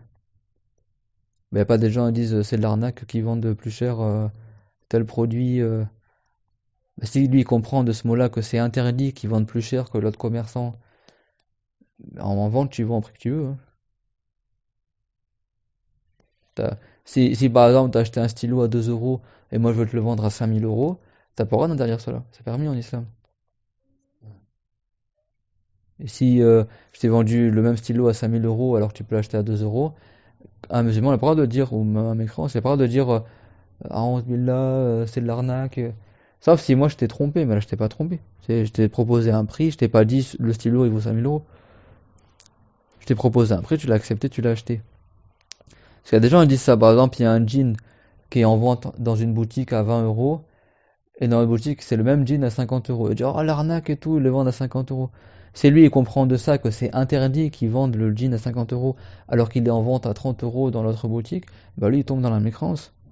Pourquoi il interdit quelque chose que Dieu l'a rendu? Si c'est connu que tu peux mettre le prix que tu veux. Vous avez compris la chose? Donc faire attention à ça. Il y en a qui disent oui, c'est du vol, ou il y en a qui disent l'arnaque à la base, ça veut dire de la tromperie, hein. Si t'as pas trompé, t'as pas le droit de dire que c'est de l'arnaque. Après, tu regardes qu'est-ce que comprend la personne. Vous avez compris, ça, c'est des paroles qui arrivent souvent chez les gens. Ils disent quoi? Vous me vendez une baguette de pain à 10 euros, mais c'est du vol. Mais t'as pas volé la personne. Le vol, c'est haram, la vente, c'est permis. Vous avez compris ou pas? Donc, si lui, il comprend par cette parole-là que c'est interdit qu'il vende cette baguette de pain à 10 euros alors que on n'est pas en période de crise, etc., il n'y a rien de qui rend interdit cela. Comment il y a interdit quelque chose que Dieu a rendu licite? En islam, c'est permis de vendre une baguette à 100 euros si t'as envie. Après, le client, soit il achète, soit il n'achète pas. Une fois, à l'époque du prophète sallam à Médine, les prix avaient augmenté, il y avait une inflation dans les prix, et les compagnons sont allés voir le prophète sallam, ils ont dit, Ya Rasulallah, là où te sarir lana. Il a dit, si tu nous fixais un prix, que les gens ne dépassent pas. Et le prophète, qu'est-ce qu'il a dit? Il a dit, Allahul Musarir. Il a dit, c'est Dieu qui crée les prix. C'est pas à nous de limiter les prix, etc. C'est haram en islam de limiter les prix de vente. T'as pas le droit. Chacun y vend au prix qu'il veut. Il a dit c'est Dieu qui donne la subsistance, c'est Dieu qui prive la subsistance. Le prophète n'a pas voulu fixer un prix limite pour le truc de Médine. S'il le sait trop cher, bah toi soit t'achètes, soit t'achètes pas, c'est libre à toi. Mais le prophète enseignait que c'est mieux que le vendeur il fasse en sorte de faire des prix abordables et que l'acheteur il évite de marchander. C'est ça la sunna en islam. C'est de faire des prix. Le prophète l'a dit Samkhan Isabara wa Samkhan Izashtara. Ça veut dire que le musulman complet, lorsqu'il vend, il fait des prix abordable pour les gens, et lorsqu'il achète, il accepte le prix qu'on lui propose. C'est pas il passe son temps à marchander pour qu'on lui baisse le prix. Comme malheureusement c'est l'habitude chez beaucoup de musulmans. Ça c'est déconseillé, c'est mauvais, hein, c'est un mal en islam de marchander. En islam, on propose un prix, soit tu le veux, t'achètes, soit tu veux pas, t'achètes pas, c'est tout. En islam, c'est mauvais de marchander. C'est ça que je comprends pas pourquoi aujourd'hui c'est devenu l'habitude dans beaucoup de pays musulmans de passer son temps à marchander. Est-ce qu'en France tu marchandes quand tu achètes un truc? C'est le prix, si tu t'achètes pas, c'est tout. Tu peux pas aller à la caisse à Leclerc et marchander avec la caissière. Et ben ça c'est la sunna en islam. En islam, le prix soit tu veux pas, c'est tout. Le fait de demander qu'on te baisse le prix, de marchander ça c'est déconseillé en islam, c'est mauvais de faire ça. T'as pas de récompense à faire ça. Sauf si t'as une raison légale. Voilà, qu'on n'a pas le droit d'interdire comme ça des prix élevés ou des trucs comme ça. Après, je parle pas dans des cas spécifiques où il y a par exemple, il y a une pénurie de denrées alimentaires et les gens ils ont besoin de manger et lui il fait exprès de garder pour lui les denrées alimentaires pour les revendre plus cher qu'au prix du marché alors qu'il y a une famine, les gens ont besoin de ces marchandises là, etc. Et lui, bah, c'est autre chose là, d'accord? Bah, c'est haram, après il y a des choses c'est haram, mais là on parle d'un temps normal quoi. Donc si quelqu'un il rend interdit de vendre ou rend interdit le mariage, ben lui il est pas musulman. Comme les wahhabites par exemple, qui eux ils ont rendu interdit d'invoquer en faveur du prophète après l'appel à la prière. C'est comme Dieu il a dit Inna Allah wa malaikatahu yusalluna ala nabi Ya ayyuhalladhina amanu sallu alayhi wa sallimu taslima. À dire certes Dieu et les anges. Dieu il élève en degré le prophète Mohammed et les anges invoquent l'élévation en degré pour le prophète. Ô vous les gens qui avez cru, invoquez en faveur du prophète Mohammed et demandez le salut pour lui. C'est dans le Coran, c'est connu que c'est bien de faire l'invocation du prophète. Si quelqu'un dit que c'est pas bien d'invoquer en faveur du prophète, même s'il dit que c'est déconseillé, ou il dit que c'est mauvais, ou il dit que c'est pas quelque chose qui est méritoire, ou alors il dit carrément comme le wahhabite que c'est interdit de le faire après la prière, lui il n'est pas musulman, parce qu'il leur a rendu interdit quelque chose connu que c'est permis. Il y a 40 ans, il y avait un wahhabite dans la mosquée d'Ad-Daqqaq à Damas, il avait entendu le muazzin faire appel à la prière. Parce qu'aujourd'hui en Syrie, quand il faut appel à la prière, après à voix haute, ils font l'invocation en faveur du prophète alayhi salam. Et ben, qu'est-ce qu'il a fait le wahhabite dans la mosquée à Billah? Il s'est mis à crier, il a dit ça c'est interdit, c'est comme si quelqu'un faisait la fornication avec sa mère. Billah. Il a comparé l'invocation en faveur du prophète avec le fait de faire l'inceste. Billah. Rien que le fait qu'il dise c'est interdit, c'est déjà de la mécrance. Et en plus de ça, il augmente en mécrance en disant c'est comme faire la fornication avec sa mère. Il a fait 2 mécrances en une seule parole. Là, ça rentre dans cette règle-là. C'est-à-dire que lui, il sait très bien qu'en islam, c'est permis. Pourquoi il dit que c'est interdit? C'est bon? Également, si quelqu'un il renie l'obligation d'une chose sur laquelle il y a unanimité qu'elle est obligatoire. Et lui, bien sûr, il sait que c'est obligatoire. C'est bon, va. C'est-à-dire que c'est pas relatif au fait de rendre permis interdit. C'est-à-dire quel que soit le jugement religieux.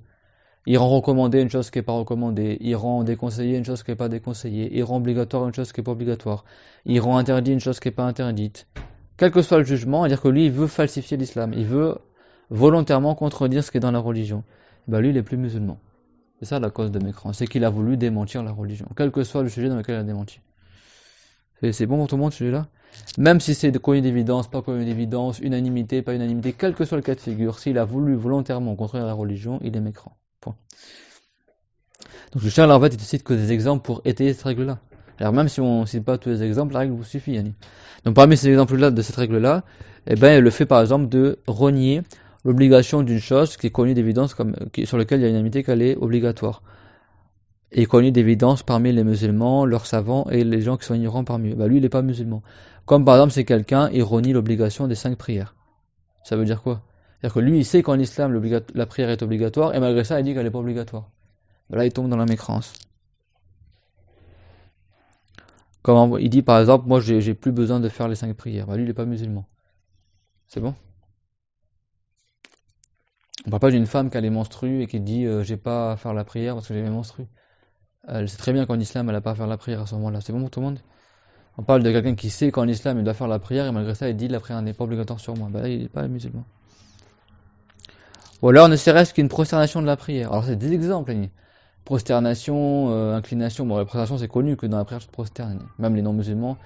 C'est pas tous les non-musulmans ils savent que dans la prière tu t'inclines, n'est-ce pas? Mais tous les musulmans ils savent que quand tous les non-musulmans ils savent que quand les musulmans ils prient, ils se prosternent sur le sol. C'est pour ça que le Cheikh a cité cet exemple-là. C'est connu d'évidence que la prosternation c'est dans la prière. Mais ça va être autre chose que ça. Ou alors l'obligation de la zakat, l'obligation du jeûne durant le Ramadan, l'obligation du pèlerinage, l'obligation de la petite ablution. Ça, c'est des exemples, c'est bon? C'est pas la règle, Annie. C'est rien dit, et le tayammum alors, et le roussoul, mais c'est des exemples. C'est-à-dire que c'est pas spécifique à la petite ablution, c'est pas spécifique à la prosternation, c'est pas spécifique au hajj ou à la prière, vous avez compris ou pas? La règle de base, c'est quoi? C'est que si lui sait qu'en islam, telle chose est obligatoire, et lui il dit qu'elle est pas obligatoire, eh ben il est pas musulman. C'est bon? Et c'est même l'obligation, c'est déjà un exemple. Alors si lui il sait qu'en islam, telle chose, elle est ainsi, et lui il dit le contraire, c'est de la mécrance, c'est tout. C'est clair?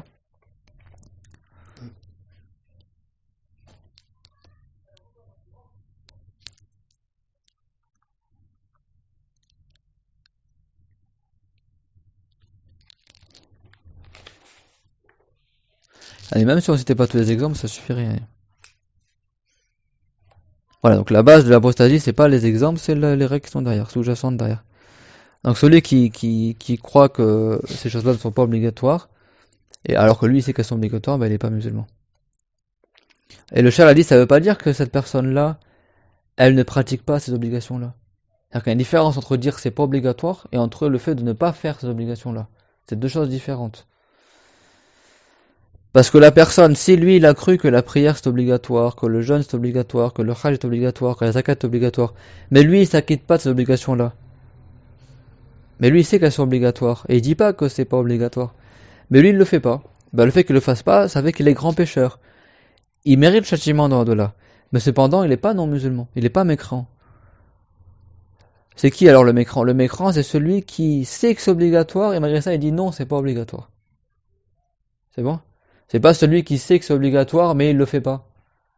Tout en sachant que un musulman qui fait pas la prière, il sait que la prière c'est obligatoire, mais lui, par paresse, il le fait pas. Bah lui, il reste musulman.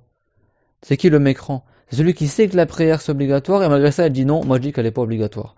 Soi-disant, on est en 2021, soi-disant, maintenant c'est la modernité, les temps ont évolué. Moi je dis qu'aujourd'hui, soi-disant, il va dire la prière n'est pas obligatoire. Bah lui, il est pas musulman. Parce que c'est très bien qu'en islam, la prière est obligatoire, et donc il veut falsifier la religion. Donc il sort de l'islam, c'est bon? Mais en revanche, comme on a dit, si quelqu'un n'avait jamais entendu l'obligation de la prière, il n'avait jamais entendu l'obligation de la zakat, il n'avait jamais appris que le jeûne de Ramadan c'est obligatoire, il n'avait jamais appris que le pèlerinage est obligatoire en islam, et que, en ignorant cela, que c'est obligatoire, il a dit que c'était permis, et ben là on ne dit pas qu'il est mécréant. Parce qu'il l'a nié par ignorance. Il a nié par ignorance. Et également, le même cas, celui qui rend obligatoire une chose qui n'est pas obligatoire. Ou quelqu'un qui considère que c'est pas recommandé une chose qui est recommandée en islam. Quel que soit le cas de figure, il veut contredire la religion. Donc ça, c'est de la mécréance. C'est bon pour tout le monde? Donc on arrête là pour aujourd'hui, Inch'Allah. Après, il y a plein d'exemples, mais en réalité, tous ces exemples-là, ils reviennent à la même règle. Donc voilà, que je nous présente de la mécréance. وآخر دعوانا الحمد لله وصلى الله على محمد وعلى آله وصحبه وسلم لا إله إلا الله اللهم صل على محمد رب اغفر لي والمؤمنين والمؤمنات